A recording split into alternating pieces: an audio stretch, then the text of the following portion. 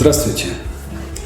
Сегодня мы поговорим не о заболевании, а о симптоме, который встречается при нескольких заболеваниях.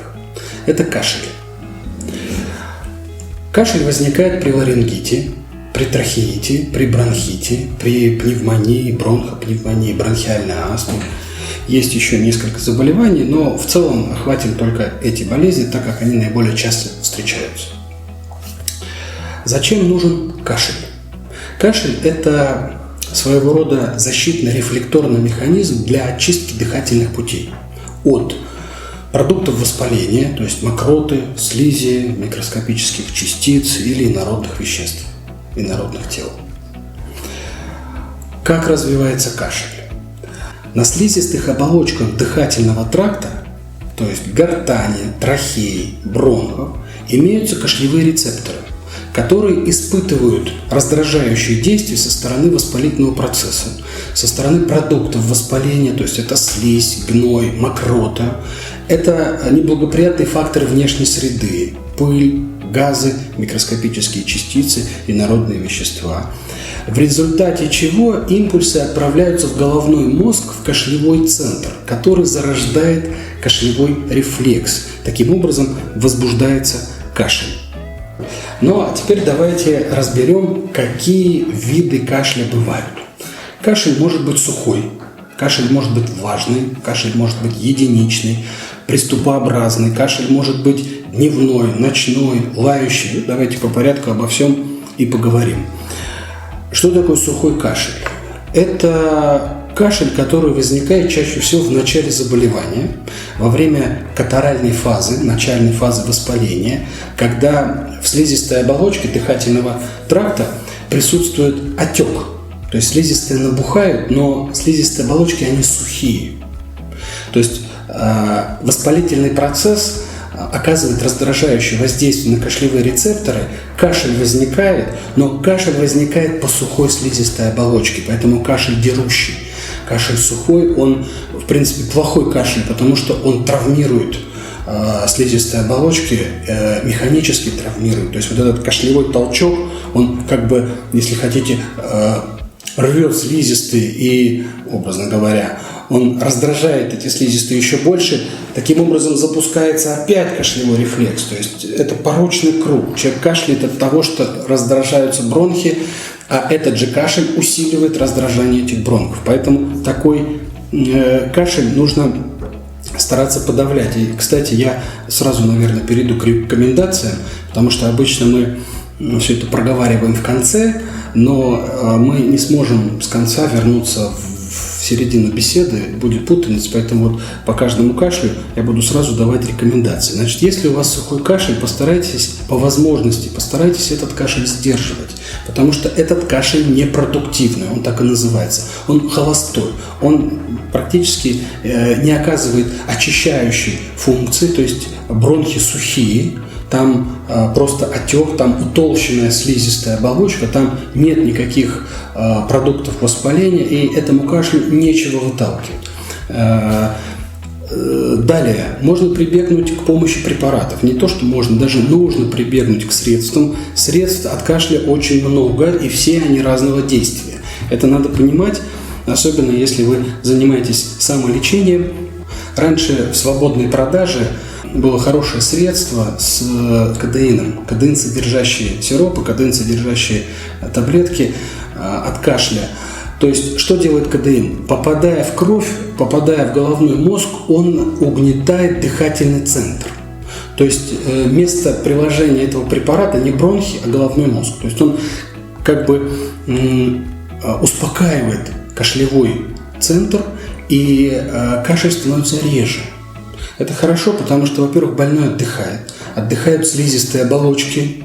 Слизистые оболочки за это время восстанавливаются. Кашель, конечно, не прекращается, но он становится гораздо реже, и в этом, в принципе, уже идет лечебное действие. С этими препаратами в настоящее время очень трудно, потому что несколько лет назад их запретили свободно продавать, их можно купить по особым рецептам, который не каждый врач может и выписать. Поэтому не у всех пациентов будет такая возможность применять эти препараты. Есть другие препараты, которые будут смягчать ваш кашель.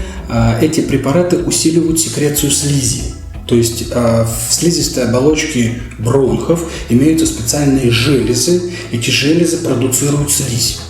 И вот эти препараты усиливают продукцию слизи, и таким образом слизистая оболочка начинает размягчаться, увлажняться, смазываться, и кашель становится мягче. То есть уже легче откашливать, и смягчается раздражающее, травмирующее физическое действие кашлевых толчков. Далее поговорим о влажном кашле. Да? Это уже следующая стадия воспаления, это эксудативная фаза, когда в просвете бронхов появляется воспалительный эксудат. Слизь, мокрота, причем мокрота может быть слизистая, может быть гнойная, все зависит от того, какая стадия, потому что вначале эксудативная стадия слизистая, потом слизь нагнаивается, образуется гнойная стадия. Гнойная стадия – это нехорошая стадия, потому что говорит о наличии агрессивной бактериальной флоры. И поэтому, когда врач вас спрашивает, надо четко определять, какая у вас мокрота, которую вы отплевываете. Если мокрота серая, то это слизистая мокрота. Если мокрота желтая или зеленая, это гной. В общем, требует более активного лечения. В данной фазе кашель нужен для того, чтобы очистить бронхи от мокроты и продуктов воспаления. Те же препараты, которые мы использовали в начальной стадии при сухом кашле, которые усиливают секрецию слизи, тоже нежелательны, они не окажут должного эффекта, потому что слизь уже есть, то есть мокрота уже есть. И если мы будем добавлять туда слизи, мы будем еще больше забивать бронхи. Поэтому в этой стадии хорошо подходят препараты, которые разрушают дисульфидные связи мокроты, то есть они разрушают мокроту, и мокрота становится жидкой. В жидкой мокроте легче выходить из бронхов во время кашля. Есть еще такой мукоциллярный клиренс. Я рассказывал в одном из роликов, обязательно посмотрите, где составной частью этого мукозального иммунитета являются реснички. И реснички, активно двигаясь, выгоняют, транспортируют кверху эту слизь, потому что густую слизь очень трудно транспортировать, а жидкую гораздо легче. И вот эти препараты, которые разрушают мокроту, в данной стадии более перспективны, более подходят. Далее. Кашель может быть единичным, может быть приступообразным. Что такое единичный кашель? Это редкие, единичные, 1, 2, 3 максимум кашлевых толчка в длинном временном промежутке. Чаще всего это редкий кашель. Возникает он при небольших воспалительных заболеваниях, даже не свойственный бронхиту, это, скорее всего, рингит или трахеит. Приступообразный кашель. Вот это серьезный кашель, который должен вас насторожить, и это серьезный повод как можно быстрее обратиться к врачу. Приступообразный кашель чаще всего возникает из-за обструкции. Обструкция – это закрытие, то есть когда бронх чем-то закрыт. Обструкция, да? Вот давайте разберем, что такое обструкция и почему возникает приступообразный кашель. Во время воспалительного процесса слизистая оболочка бронхов, она утолщается, она набухает, и она суживает просвет бронхов. И через суженный просвет поступает мало кислорода. Организм понимает, что бронхи чем-то забиты, и он дает команду прокашливаться. Но 1, 2, 3 раза недостаточно, чтобы очистить бронхи. И организм дает следующую команду. И человек кашляет для того, чтобы прочистить бронхи. Но в данной ситуации отек и воспаление, которые вызвали утолщение слизистой оболочки, они не уменьшаются. Потому что эта ткань плотная. Воспалительный процесс – это всегда инфильтрация, всегда уплотнение ткани. И человек постоянно, очень часто, то есть он может 5, 7, 10 раз прокашляться, ему этого недостаточно, через 2-3 минутки он опять начинает кашлять. И этот кашель становится мучительным, он мучает самого человека, он мучает окружающих. И когда человек кашляет, сбивается ритм дыхания, человек не может надышаться. Мало того, что гипоксия возникает из-за того, что бронхи, ведь это не один бронх заужен, это все бронхи воспаленные, они все зауживаются, и через такой просвет кислороду поступает мало. Теперь добавьте следующую стадию, когда происходит эксудация, когда возникает эксудативная стадия и в просвете появляется воспалительный секрет. Чаще всего при обструктивных бронхитах слизь очень густая. И эта слизь, она забивает и без того зауженные бронхи. Происходит это не на одном участке. Бронхи – это система трубочек, и все эти трубочки заполняются этой густой вязкой слизью, а отек слизистой оболочки, он сдавливает эту слизь. Он как бы формирует такие тяжи, веревки, которые заполняют трубочки, наши бронхи, и таким образом бронхи становятся забитыми. То есть вот это и называется обструкция. У астматиков еще обструкция дополняется бронхоспазмом, то есть кольцевые мышцы вокруг бронхов, они начинают спазмироваться, сжимают. Представьте, внутри находится слизистый сгусток, отек слизистой оболочки, и еще мышцы начинают сжимать, и они сдавливают эту слизь, и просвет закрывается. Это называется обструкция. Больному тяжело дышать, у него развивается одышка, удушье. Это очень страшный симптом, это очень страшное состояние и иногда угрожающее жизни, когда наступает астматический статус. Поэтому здесь нужно обязательно в срочном порядке обращаться к врачу, и уже простыми средствами от кашля такому пациенту помочь невозможно. Здесь нужны уже более серьезные препараты. Кашель может быть дневным, а может быть ночным. Это тоже важно различать, потому что эти кашли развиваются при разных состояниях. Вот старые врачи говорили, что бронхи кашляют днем, а легкое кашляет ночью. Почему это происходит?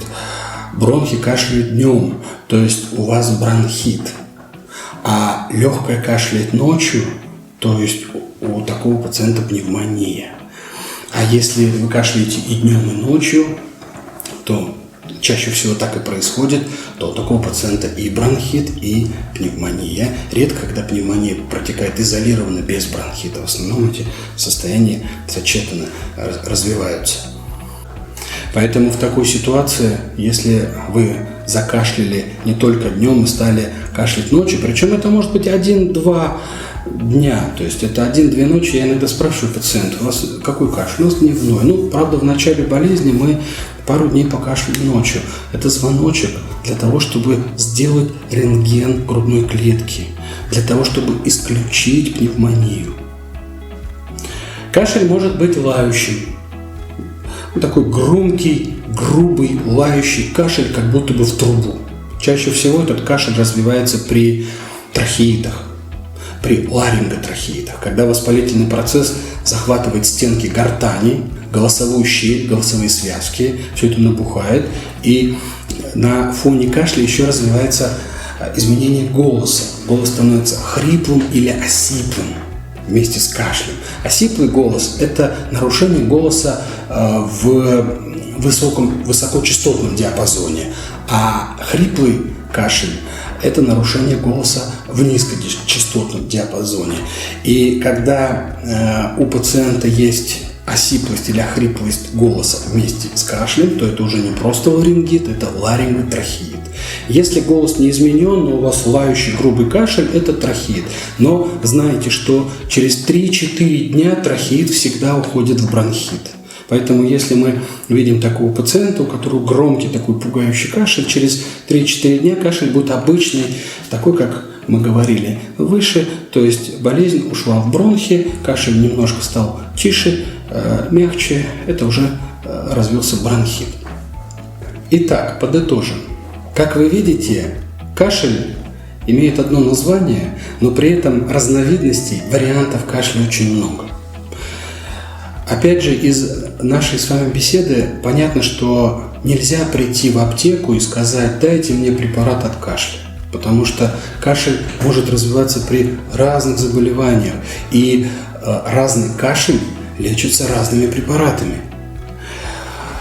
Также я добавлю, что кашель – это не диагноз, это симптом заболевания. И для того, чтобы его правильно вылечить, нужно знать диагноз. А для того, чтобы поставить диагноз, нужно обратиться к врачу.